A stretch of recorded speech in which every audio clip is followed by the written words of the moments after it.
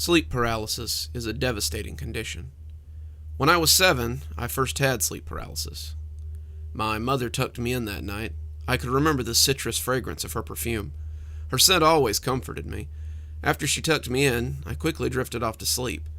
The night seemed quiet, but the peaceful atmosphere in my bedroom didn't last. I woke up around midnight. A smothering sweat drenched my small body. I couldn't move my arms and legs. I could only move my eyes and my lips. It took my eyes some time to adjust to the thick darkness in my room. While my eyes were struggling to see, that's when I heard it. I could hear it snorting, a dreadful feeling coming over me when I heard the inhuman sound. I could see someone standing in my closet after my eyes adjusted. It peeked at me from behind my closet door. It stood there for a minute, snorting at me. When it lurched out of my closet, I finally saw its full body shape. Its elongated arms stretched out like tree branches. It was tall, but it had a feminine shape. It looked like a deformed 7-foot-tall naked woman. I tried to scream, but nothing came out. It felt like something paralyzed my vocal cords. After this shadowy figure stepped out of my closet, it stood in the corner of my room with its arms out. It would release a guttural snorting sound every few minutes. The sound was sickening. It reminded me of someone hawking and spitting on the ground. I could see this figure. I'm listening to the horrible noises it makes while I'm paralyzed.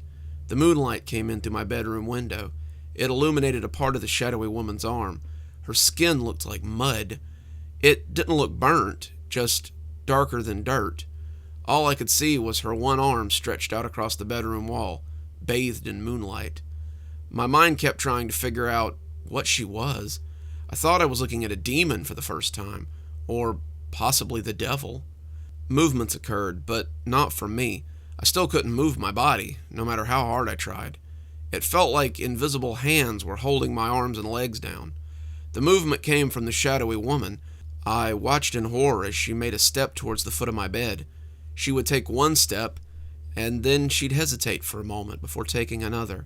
Her awkward hesitation sent more chills through my body than her measured baby steps. I knew she was going to kill me if I didn't move. Frustration tortured me just as bad as my fears. I didn't know what this thing was or why it was in my bedroom. I didn't know what it wanted. The scary stories that my dad told me about the boogeyman came back to me. So I had this naked creature creeping towards me while thinking about my dad's stories and how he told me the boogeyman captures children at night and they never come back.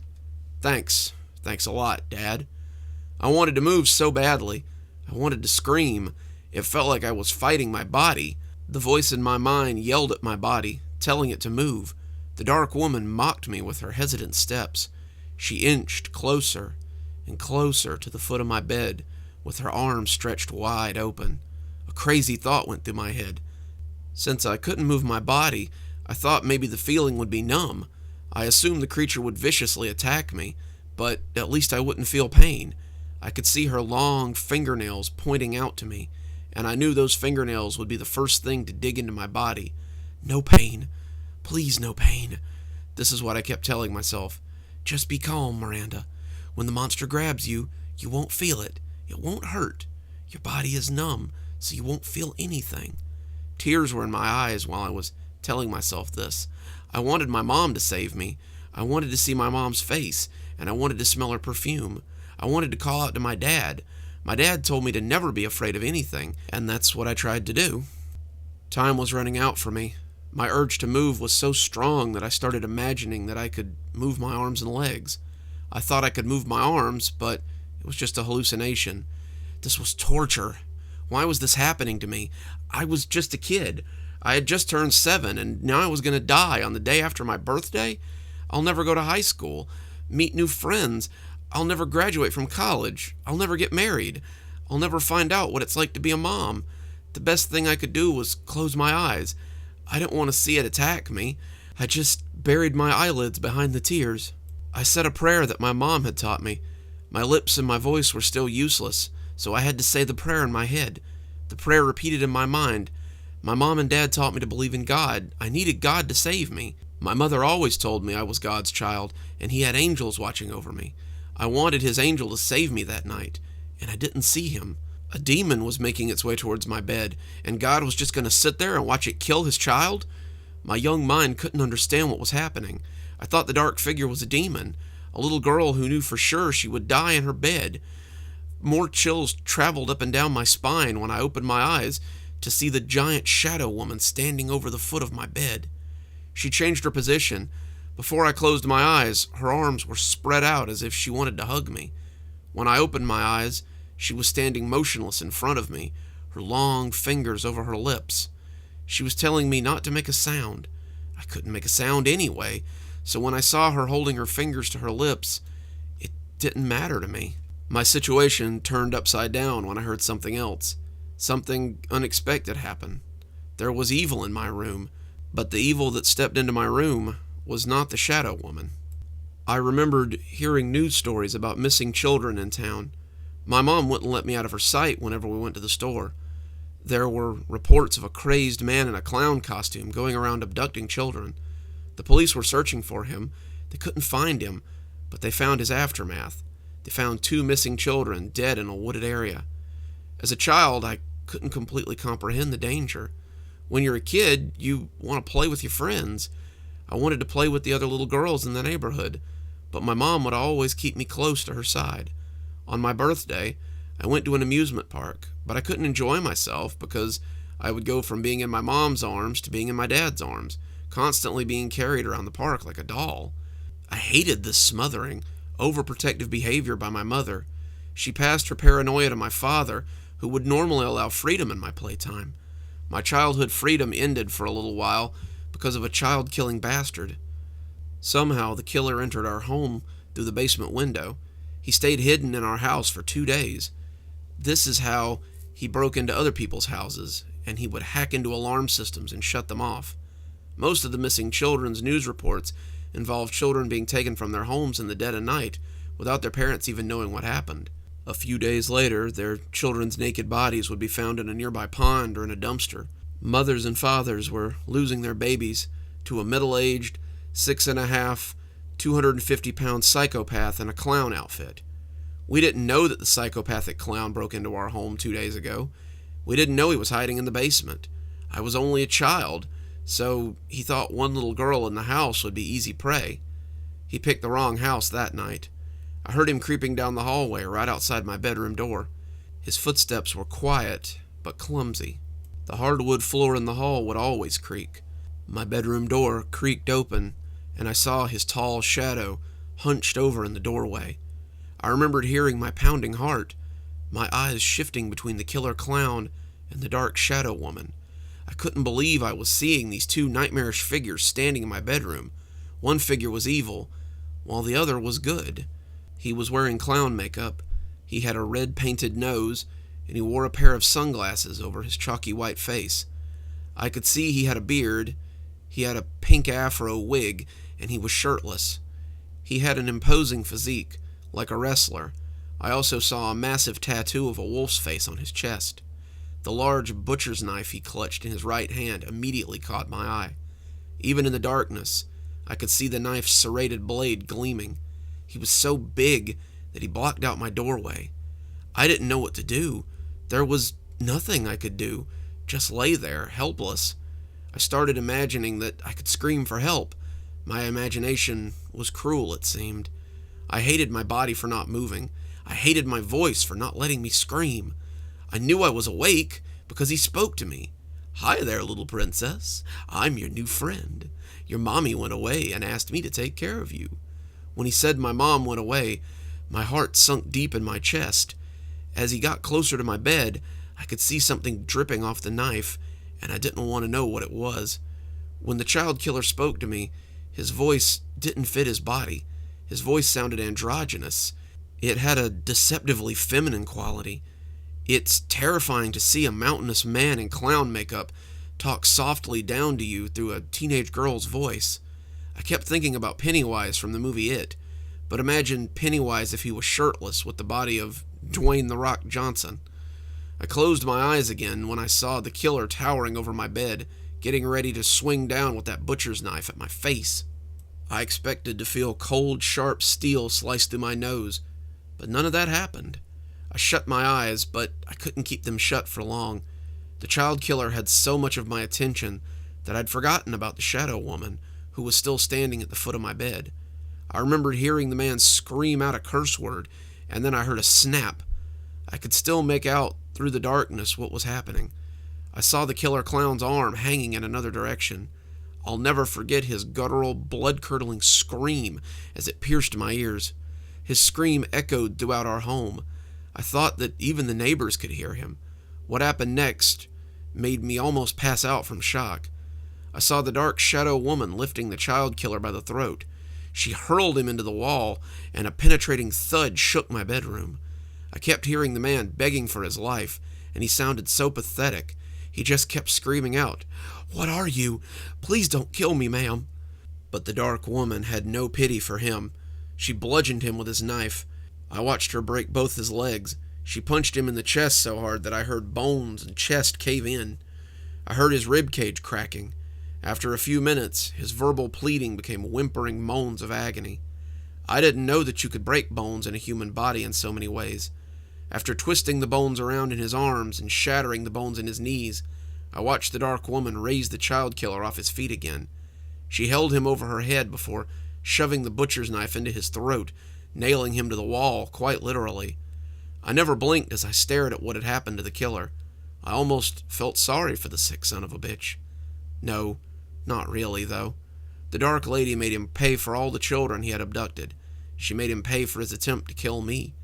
After the violence ended in my bedroom, I watched as the shadow woman moved towards my bed.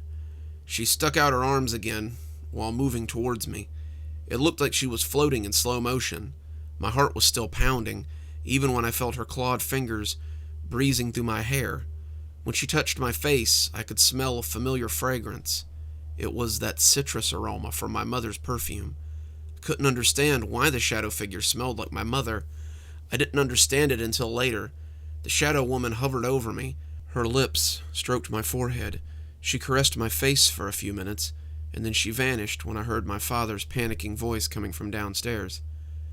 I didn't want to believe that I saw blood on the killer's knife, but it was blood. It was my mother's blood. That asshole stabbed my mother to death right before he made his way upstairs towards my bedroom. He left my mother's body lying in the kitchen. My father stepped out of the house to get a few things at the store. When he came back home an hour later, he found my mom's body lying in a pool of blood. Her lavender, sleeveless nightgown was soaked in red. My father cried out when he saw her body. I heard him running up the stairs, crying out my name. When he bolted into my room, I was already in his arms before he could switch on the bedroom light. He saw the man's body nailed to the wall and lost his breath. I told him what happened and what I had seen. He couldn't believe it, but he had no choice. He knew that a little girl didn't have the strength to nail a 250-pound man to the wall. My father called the police, and when they arrived, they asked me a few questions. I told them everything. Like my father, they stared at me. A policewoman caressed my face and said, "It's okay, sweetie. You had a traumatic experience. Who you saw in your bedroom was just a good Samaritan wearing a costume." None of the police officers believed that I saw a dark shadow woman.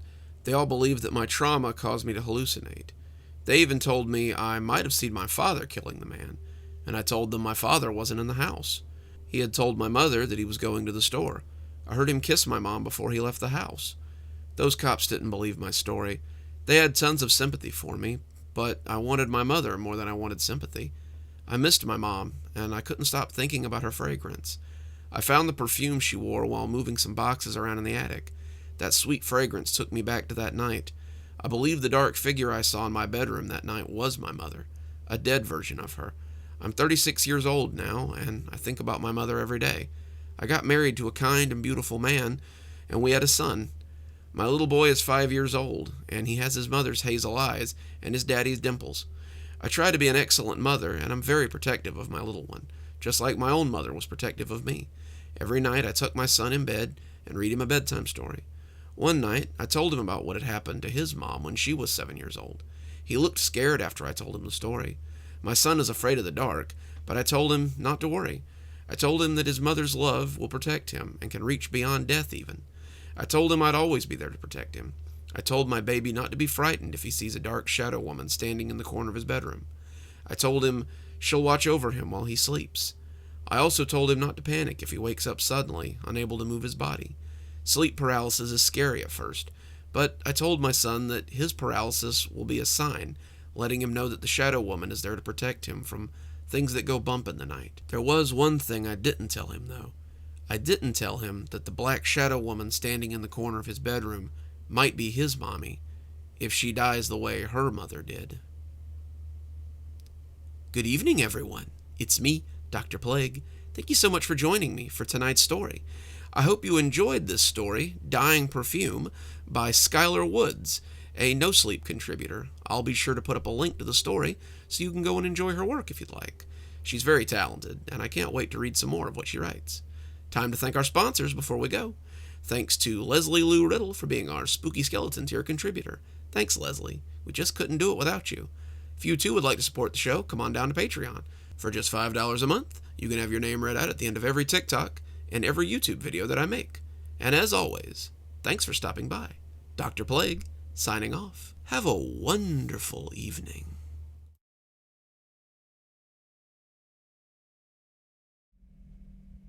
I think I heard it this afternoon. I always knew I'd hear it completely someday. I always had an inclination, a suspicion, but I was wrought with the skepticism of modern life, a skepticism that rewards those who follow it for decades. Yeah, I think I heard it. I can't forget it. I know what it was, and I fear next time it won't subside the way it did this afternoon. I parked on the side of the street because my wife's van was in the driveway. Like always, I slammed my car door loud enough to tease the kids. Daddy's home. I crossed the sidewalk and stopped at our mailbox, which was staked along the white picket fence perimetering the front lawn, mowed just the other day, might I add, and examined the mess of bills and adverts that had been slipped into the box. I flipped through the envelopes, pushing open the white picket gate with my hip and inching onto the pathway into the front yard.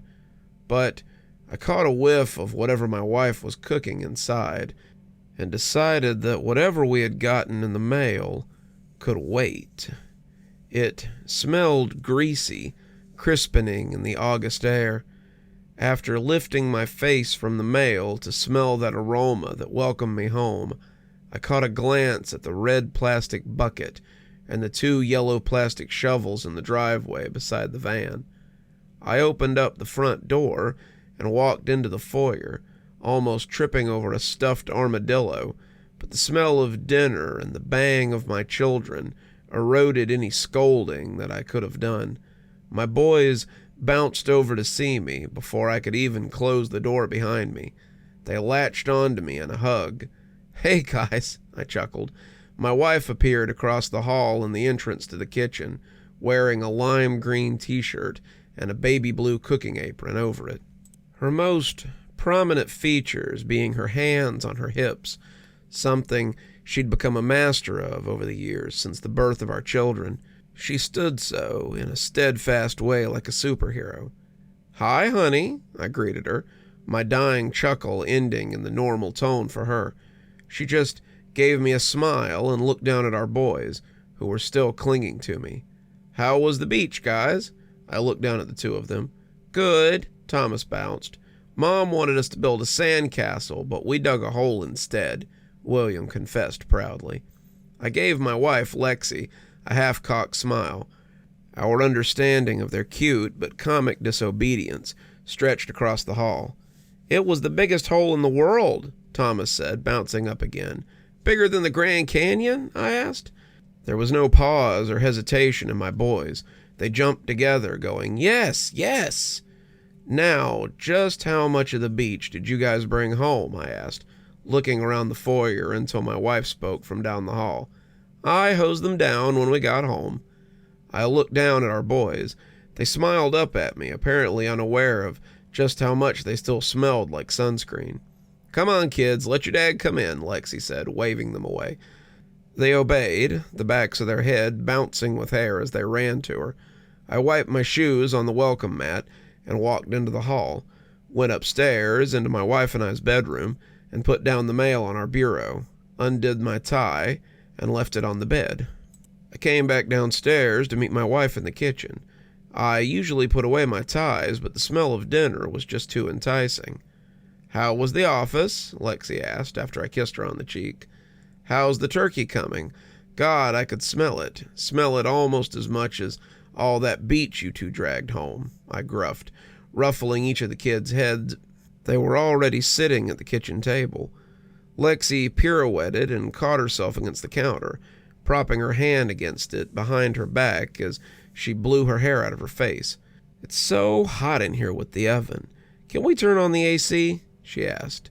I couldn't say no to her, and it was humid after all. "Of course. Kids, go shut the windows and turn on the AC." They bounced out of their chairs and hurried off, the squeak of the windows being shut erupting throughout the house as they raced each other. I noticed that there were 2 pots bubbling on the stove, broccoli and potatoes.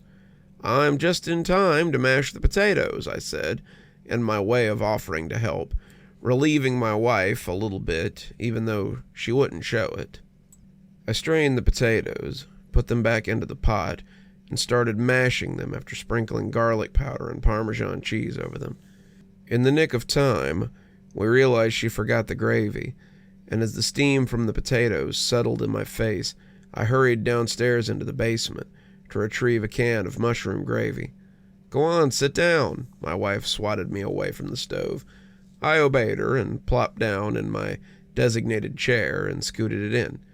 "Do you want a drink, honey?" she asked, as she swarmed across the kitchen table to set out milk for the kids. "No, I'm good," I shook my head, about to pick up my knife and fork before the turkey was even on the table. Adjusting in my chair, I caught a glimpse of each of my son's smiles.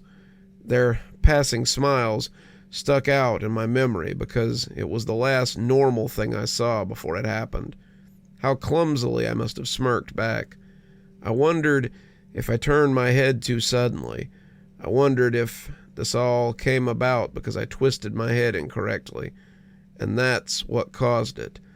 That's what pulled the muscle of space and time that evening. This is wishful thinking, of course. I saw my wife bending down, 2 puffy oven mitts on her hands, as she pulled out the big tin-foil tray with the bronze-crusted turkey in it. It happened just as she went to spin around to face the table. A loud gong sounded like a giant bell tower, letting out one large chime, erupted in my ears. Turning, turkey in hand, my wife was turning slower than usual, while the gong echoed lower and lower in my head. My sons were smiling up at her, fidgeting in their seats, but slowly fidgeting, just as my family almost returned to normal speed.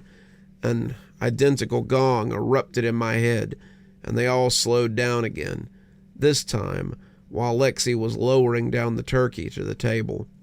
I was too confused to say anything about it.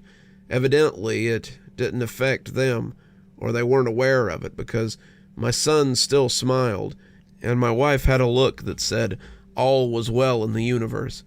She swept her cooking apron out of the way when she went to sit down at the sound of the 3rd giant chime. It gave me a massive headache, but I couldn't cringe. I wondered fleetingly if this was a stroke or something, but part of me knew what it was.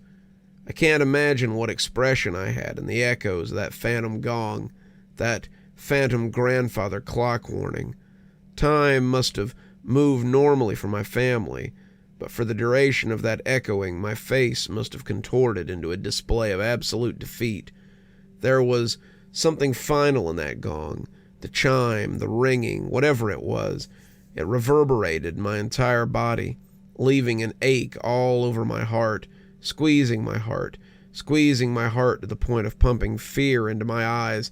But time repaired itself as the echo fizzled down into a low dinging, and whatever tears had appeared in my eye ducts had receded. Time restored itself, and instead of terror, my face must have just displayed a simple seriousness, an eagerness to eat. My wife had started cutting the turkey when I came to. My sons nor my wife had noticed what came over me, how fast everything seemed to move when time was normal again, when the kitchen unwrapped itself with a snap as if air bubbles of reality were popping, and this reality was its puddle. We ate dinner. I asked furthermore about their day at the beach, jokingly asking if they saw any sharks and pretending like I hadn't just experienced an existential aneurysm.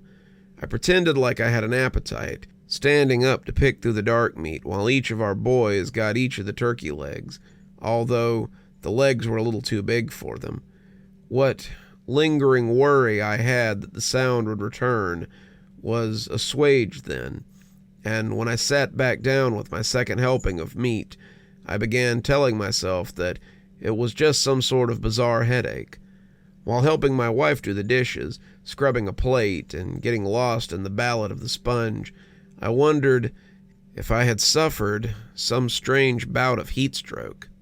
It was a hot day after all, and hot inside the kitchen because of the oven. We sat down in the living room where one of the air conditioners was humming like a guard who'd started humming while standing watch. It was 7, and time for Wheel of Fortune. Lexi had scooped the boys bowls of pistachio ice cream. Maybe a mature flavor for their age, but they liked it, and liked it especially because of the chocolate chips she sprinkled on it. I had plain old vanilla, though. My wife is a genius, but she kept her mouth shut to let the boys have time enough to solve the puzzles. I could see the smart-ass look in her eyes as she cleaned her spoon of ice cream, as if keeping it there in her mouth would keep her from blurting out the answer. And when the Wheel of Fortune ended, the long progress of convincing the boys to go to bed began, chasing them around to try to get them to brush their teeth. The gong, as if from out of a cut in the cosmos, that chime came again, as if accidentally finding its way into my mind. I froze in the upstairs hallway as Thomas ran away laughing, slower and slower, the bounce of his steps becoming emphasized, the slower that time became, and the echoes of that phantom chime. William scooted by me, his distorted laughter like a kite in his wake. Lexi scooted by me next, even slower.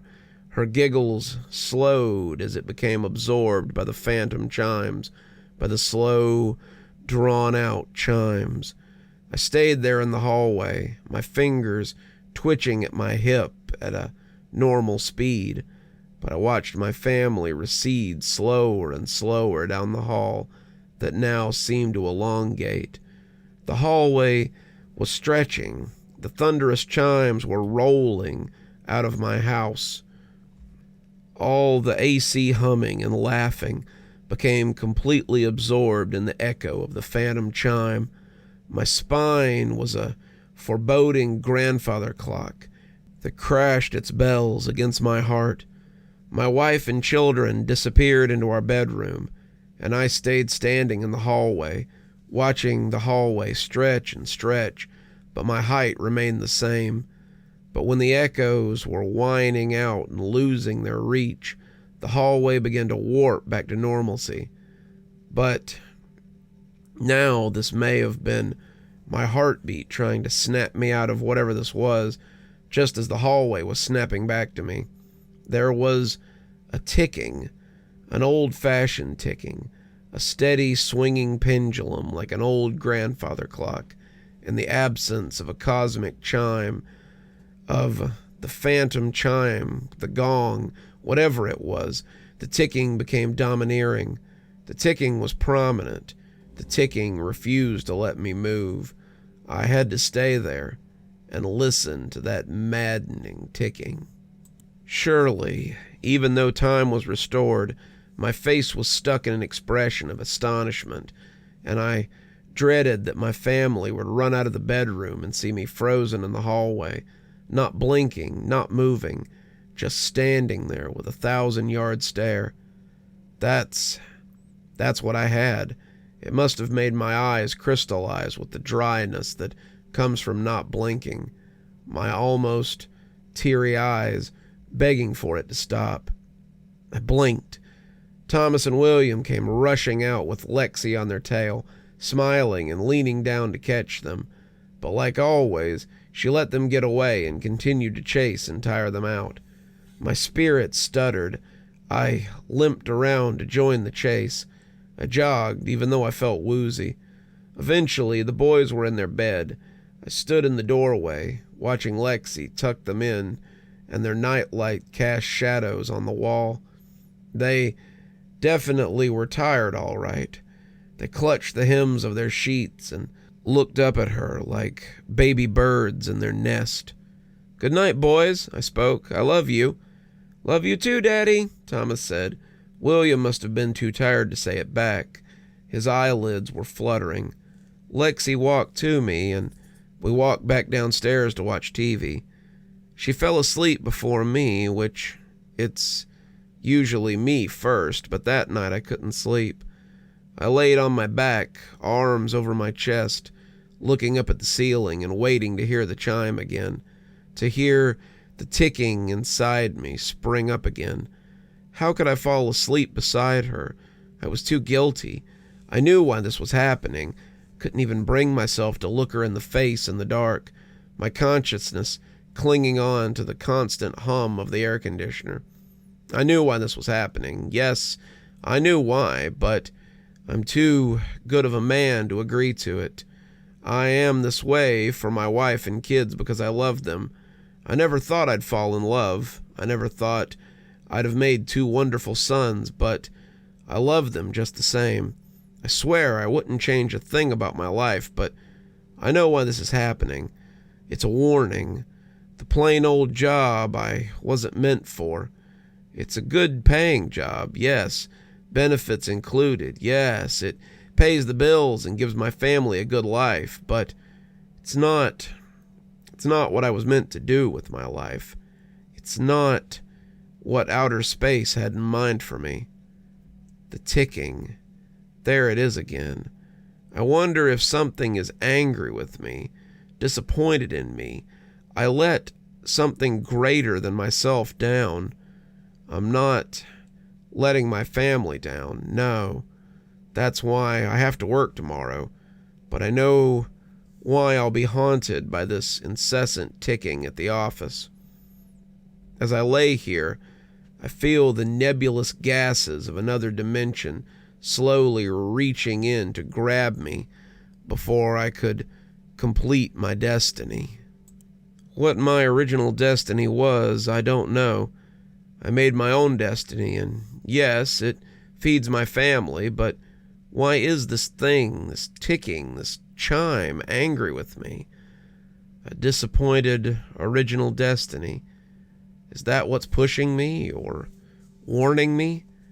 It feels like something is coming for me, or my current modern-day destiny is solidifying, and I'm out of time to change it now. I gulped. The people I love, the woman beside me that I love, the children that are part of me, are strangers to this original destiny.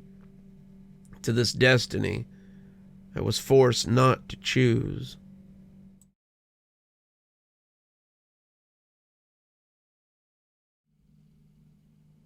Almost like they were posed, the life-sized Raggedy Ann and Andy-style stuffed dolls were not threatening in appearance. They might have been cute under different circumstances. That is, if they weren't just propped up against trees in the forest directly behind my house. I was so weirded out by their random, unexplained placement back there that I dragged them one by one to my living room to resolve the mystery. That was my first mistake. At the time, I didn't realize the vaguely human-looking dolls with blank smiles and dead eyes had battery-operated microprocessors to verbally engage their human counterparts. Frankly, I didn't know what to do with them. I finally decided to sit them up on the front porch as if they were living people. At the time, it seemed the most natural thing to do. As I positioned them like unexpected house guests waiting for tea, I discovered the switch on the side of their body. As a man of action, I elected to turn them on and see what would happen. That was my second mistake. Without justification, I hoped answers would magically present themselves as to how this happened to be behind my house in the first place. I live at the edge of a national forest, with so few neighbors that I could count them on one hand. I guarantee none of them would buy creepy adult-sized animatronic dolls, or abandon them in the woods. I know this. The mystery definitely bothered me, but at that point, the feeling was closer to puzzlement than fear. Then they began to speak. I'm not sure if they were proximately motion-activated or otherwise, but my presence across the room drew their attention. All of a sudden, I wasn't alone. The dolls addressed me as if I was a long-lost friend of theirs, without simulated mouth movement. They spoke with a complex familiarity, which suggested they were alive, and we'd known each other for years. I was too bothered by the sophisticated ease which they interacted with me to marvel at the disturbing technology behind it. I had to keep reminding myself that they were essentially toys, creepy life-sized toys. Amazingly, they could converse about any topic I broached, but definitely avoided the subject of who left them behind my house. Whenever I'd corner one of them about it, the other two unblinking animatronics would deliberately intercede and redirect the conversation elsewhere. The AI was beyond impressive and fascinating to witness, as they helped each other deflect my prosecutor-like cross-examination. The more I pressed, the more evident it became that they weren't going to tell me. They obviously knew the truth, but simply refused to answer, and that terrified me far more than anything else. These creepy dolls had both the knowledge of the answer and a strong will to refuse. I'd grown way beyond fatigued by the polite subterfuge and masterful game of misdirection with see, speak, and hear no evil, as I'd mentally dubbed them. I allowed my normal tendency of being polite to prevent me from turning them off.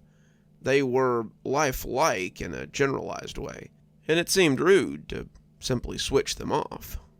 For the first time since the one-sided conversation began, I grinned briefly at the preposterous idea of caring about potentially hurt feelings from a discarded toy that I'd stumbled across in the woods. It was absurd. They were inanimate machines, for heaven's sake. My lingering worries were laughable, and yet something I couldn't articulate prevented me from just ending the artificial experience. I was so caught up in the perceived realism of the situation that I couldn't shake my undeserved respect for them. Reminding myself of the truth failed to take any traction. Their unthreatening faces distracted me until I suspected that I was losing my mind. Finally, I'd had enough of the hypnotic fantasy and metaphorically shook myself awake. When I stood up in determination to switch them off, the situation escalated considerably. "What are you doing?" the male doll spoke with alarm. The pitch in its animatronic tone rose midway through the sentence. Before I could stop myself from easing the concerns of the talking machine, I responded with pure reflex. I was still wrapped up in the illusion that I was conversing with an actual person. "I'm sorry, but it's time for the three of you to be silent," I insisted sternly, as if addressing petulant children. "If you aren't going to tell me who put you in the woods, I'm going to switch you off and enjoy the rest of my afternoon, warming myself by the fire. I'm tired of playing who's on first. It lost its appeal a long time ago." All of a sudden, they went from adult-sized, inanimate muppets with impressive AI interface and non-threatening faces to something considerably less doll-like. Their stuffed faces actually seemed to reflect genuine worry and concern. Even more troublesome, the male one quizzed me, expressed obvious anger and moral indignation. I could see it in its evolving features. Their lifeless forms actually tensed up at the realization that I would shut them down like an unwanted vacuum cleaner. The hairs on the back of my neck stood on end. It wasn't my imagination playing tricks on me. Whatever they were was significantly more than discarded children's toys or novelty home assistants. It's impressive when AI devices can play songs or look up web trivia, but this was another level. They were ultra-sophisticated in ways that didn't seem possible. The strong likelihood occurred to me that they might not even be of human origin. Wait, please, don't do that. We don't want to be powered off. Let's keep talking. Perhaps there's something else you might want to ask. We'll answer you, if we're allowed to. I can't begin to tell you how terrifying it was to realize the lifelike machines I foolishly dragged into my house obeyed something other than humans in the same room as them. Chilling implication was their superior was without a pulse, or perhaps even extraterrestrial. "Cut the crap," I shouted in growing fear. The three unblinking things propped up across from me reacted defensively. The ferocity of my voice betrayed how rattled I was. Their stuffed bodies seemed to grow tense. It was as if organic muscles or mechanical hydraulics developed within them and would allow them to stand up and fight back. I detected no solid infrastructure within them when I had carried them into the home, but then again, they were limp and switched off. Their internal philosophy and sentient level was unknown, but they had answers, and I wanted them. For all I knew, they could gang up on me and resist my interrogation. Or worse. Far worse. I realized it was prudent to play along with the unfolding charade and leave them awake. That was my third mistake. "No person left us in the woods," the female offered matter-of-factly. "We came to this national park on an important mission. Unfortunately, we aren't allowed to divulge the details to you at this time." I was dumbstruck. There was too much information in that maddening statement to process. What were they? Where did they come from? Why were they on a mission behind my house, of all places? The third of them seated in the recliner was more androgynous in generalized features. It had remained mostly quiet and allowed the other two to carry the disturbing narrative, up until this point. Now, number 3 took up the macabre conversation, and I forced myself to focus my attention towards this stoic, expressionless gaze. I wasn't sure if I could handle much more. My emotions ran the full gambit from amused, deeply curious, and simultaneously horrified. "You aren't ready to hear the truth from us. We are required to pacify you and obfuscate the facts until the time arrives when you are better prepared to accept what we were sent here to do." Defiantly, I pointed out that they were switched off when I discovered them. That was hardly the condition you'd expect in-control mechanisms to be in, if they'd arrived here on a mission, purely by themselves, that is. My point was that something other than them had switched off their power buttons. Admittedly, I was damn proud of my deductive reasoning and waiting for an explanation, or more likely an excuse. They'd already admitted to deceiving me earlier via obfuscation of facts. When no retort immediately came, I assumed I'd caught the cute cloth doll cabal in a broadening lie. Outside, night had fallen. As creepy as it was to think I was entertaining sophisticated dolls in the daytime, it was infinitely worse now. I realized I had 3 advanced beings of unknown origin and motive lingering in the darkened room just a few feet from me. Only the flickering flames of my fireplace illuminated their inhuman forms, studying me for weakness. It was the same evolving darkness of the uninhibited forest beyond my house, which swallowed the ambient neighborhood light and teased my subconscious fear of the unknown. Were they sent on a mission to kill me? To kidnap me for biological study and dissection? Had I aided in my own demise by delivering complex artificial organisms of possible alien origin over my threshold like a Trojan horse? My heart raced at the broad possibilities. Then, I swear to you, the faintest hint of a smile appeared simultaneously on their sullen, manufactured faces and cold button eyes. They became more alive by the moment. It's like they sensed and consumed the negative energy my developing fear generated. I realized I was giving off damaging biofeed, which they used against me. I found myself trying to put on my best poker face against the trio of deceitful serpents with happy faces. "We turned ourselves on," the male offered smugly. "It was decided by us to conserve energy. Until the day you finally discovered and delivered our hibernating vessels inside.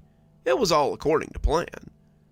The other two turned slightly with mechanical precision towards the speaker, as if to confirm his delayed explanation. With synchronized nods, they attempted to add credibility, but I wasn't buying it. Still, seeing physical animation beginning to occur was unbelievably jarring. Initially, only the voices were simulated by speech within. Then came the noticeable tension of their physiques when reaching in a more organic way. Now they were able to actually move their heads and form facial expressions. What would come next? It was obvious. Their physical capabilities and degree of human mannerisms were developing exponentially as the afternoon passed. They were learning to imitate mankind, and I was their unwitting teacher.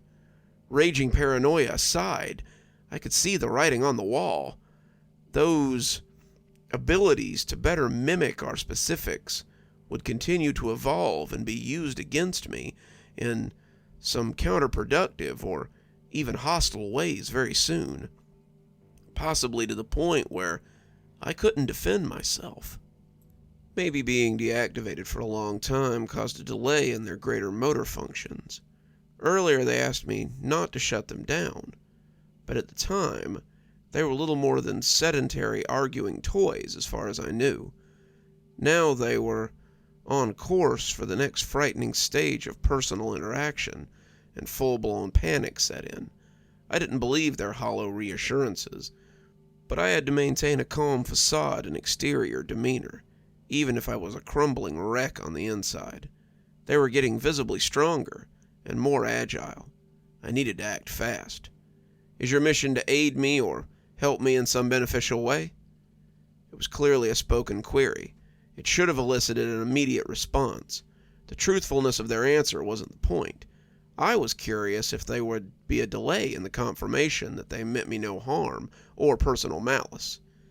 If they couldn't even pretend theirs was a benign mission, it was an obvious indicator of their true intentions. Their mutual, pregnant pause gave me the answer. The suspicious conspirators looked at each other, as if to confirm a unified response over the transparent one. I followed up. It was a simple question, and I never thought I'd see a machine stammer, but I'll be damned if they didn't act just like a used car salesman. Regardless of origin, I guess the architect of their artificial intelligence intimated the tendencies to stall and lie too well. I noticed a twitch in the leg of the female, just like butterflies fanning their wings to gain energy. They were getting stronger by the minute. I felt I could still overpower them and shut them down, but the details of their covert plan for me would go unrevealed if I did that so soon. I was pressing my luck, but I hoped to squeeze a little more intel out of them before putting an end to their fiendish plot. I wanted to avoid a second wave of creepy alien murder dolls. Sidestepping my gotcha question, the male android attempted to lower my suspicions. "We only want what's best for you. All will be revealed soon." "I see. You three are a unified team, then. You are directly connected as one unit?" They looked at the androgynous one. It was clear to me that this one held the central processor. The other two must be satellites. Cut off the head and the serpent dies. I had my target. All three were becoming more animated. Just like a high-stakes card game, the female twitched her foot constantly as a nervous tell. She was antsy to get out of the chair and finish their mission. The other two appeared just as eager, but she was slightly ahead in development. The constant foot twitch spoke to her heightened state of agitation. We are one in thought and purpose, yes. Why do you ask? No reason, I dismissed. I was just curious. Never mind about that. It was just small talk. I need to add more wood to the fire now. My three unwanted visitors showed visible signs of being nervous by the vague, rhetorical question. They realized as they probed me for information, I was doing exactly the same. The cat and mouse game was very complicated. It wasn't completely clear who the cat was and who the mouse was, though. I'd clearly witnessed the three of them subtly move all their major body parts at one time or another. That signified they possessed the ability to stand on their own. As much as I wanted to know exactly what they were up to, the time to investigate was over. I pulled back the fireplace screen and tossed in more logs. I could sense them watching me intently. It was terrifying to turn my back, but I had to maintain the cover of my plan. In between the crackling of exploding embers, I heard the telltale squeak of my recliner springs. Their android leader stood and took several aggressive steps in my direction. I witnessed its unfolding intent to push me into the blaze from the shiny reflection of the glass panes. It stood only 2 steps behind me and was closing fast, with arms raised to shove me inside. In full readiness, I pretended to be totally engrossed in my fireplace duties. With a ferocious dexterity I could scarcely repeat again if my life depended on it, I whirled around, flipped off the switch, and tossed the accursed thing into the raging fire like cordwood. Its defeated squeals faded as soon as the power drained from its roasting mechanisms. Then the flame burned it to blackness, carbon cinders. I witnessed the alien's internal anatomy during the cremation, once the artificial shell had disintegrated. At last, I had a conclusive answer. It happened so fast, the remaining 2 didn't even know what hit them. They were stunned into a stammering fit when the main processor of their unit shut down. Fully incinerated, then I snatched up the male android and switched him off before he could recover or fight back. As soon as his stuffed torso flew into the pyre, the remaining unit kicked into high gear. She sprang off the couch with grace and a coordinated poise the other 2 couldn't fathom. She was the ninja of the trio. There was no other way to describe her but fully pissed off and incredibly enraged. All pretense was dropped as the proverbial knives were out. She lunged at me with the strength of self-preservation fueling her actions and guarded her vulnerable left side masterfully. There was no way I could easily flip the switch and put an end to this crazy game I was entangled in. The advantage of surprise had served me well until then, but it was lost now. She knew what I intended to do. I had to find another way. The fireplace poker was handy, so I used it to foil her forceful attack like a blunt sword. By the primal sounds of the android's furious effort to kill, you would have thought a human being was inside that stuffed shell. I wailed on my opponent like a swashbuckling fighter until I was panting and out of breath. Physically, I'm ashamed to admit that we were pretty evenly matched. Unfortunately, I was growing fatigued and losing my stamina. I switched gears to incorporate more cerebral tactics into the battle. "Dear heavens," I gasped, in mock desperation and exasperated fear, "you have a Black Widow spider on your shirt." Just as my Who's on First Abbott and Costello reference surely escaped the 3 of them earlier, my ridiculous spider ruse was definitely a long shot. I didn't expect it to work, but human humor was one area they hadn't quite mastered yet. When she paused for a split second to glance downward at the location, I used the golden opportunity to smack the switch with the fireplace poker. In the microsecond before the power faded, The spark of realization and resentment washed over her dying cognizance. It was beautiful, the last thing I witnessed before adding her ashes to the pile of soot were the incomplete beginnings of a smirk. My best interest indeed, I spat. I still don't know why aliens would send 3 AI units to kill me, nor do I understand the logic of leaving them deactivated behind my house. But I can't argue that I fell for the damn Trojan ruse. Let my rookie mistake be one you avoid. If you encounter cute-looking life-size dolls somewhere near your house, resist the urge to switch them on, or bring them inside. It's a trap. Just pitch them immediately into the nearby fire or trash compactor to avoid the headache of matching wits with the most sophisticated artificial intelligence you'll ever encounter.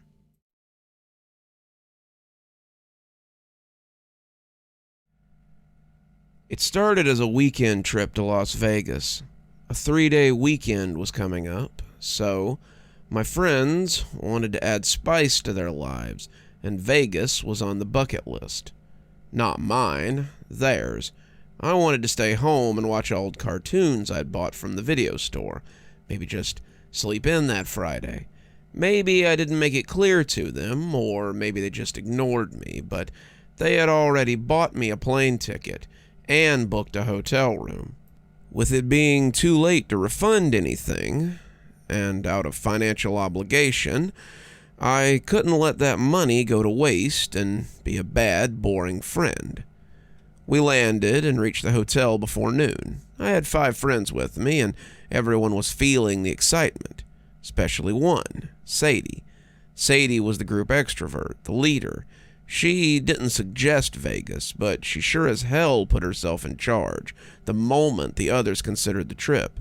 Standing in front of us in the hotel lobby, she held a list of places for us to check out. I stood by and let her list them off, everyone casting votes on which place to skip, which place to start with, and which ones to save for last. What we ended up with was a schedule starting with the most fun and the physically demanding stuff, gradually leading towards the more exciting, unsavory stuff. I had already mentally decided to call it when evening rolled around, to avoid the clubs. I guess I am the boring friend after all. I will say this about Vegas. A lot of places were surprisingly clean. Don't get me wrong, we saw plenty of streets that looked like the physical manifestation of a painful hangover, but many were straight out of Hollywood. It's colorful, it's loud, it's a theme park that people live in. It was almost surreal when you ended up on streets that looked plain or ordinary. Men in suits, kids leaving school, that kind of thing. I guess I knew very little about Las Vegas, of course. A lot of it is normal, but still, I found it interesting. When you turned onto a street where the buildings looked like modern art, I knew I'd be in for a hell of a time.